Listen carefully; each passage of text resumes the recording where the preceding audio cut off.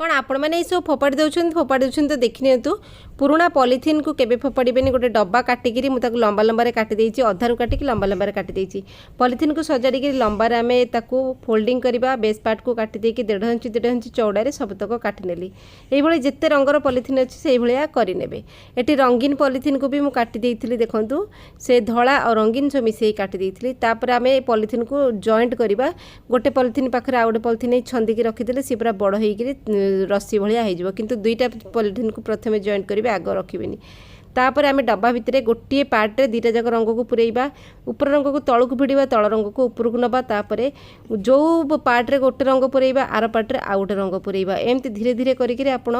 सबु पार्ट रे तल ऊपर करिक सबुतक पॉलिथिन को रस्सी भाया पुरेबे एमती पुरेले दुईटा रंग कले भारी सुंदर लगे जदि कम पड़ुची से कम पड़ो तापर गोटे गोटे पॉलिथिन को सीटी गंठी पकेबा भल कि छंदी जमी रखी देखो ये छंदी पुरेबे तापर सबको धीरे धीरे करिकी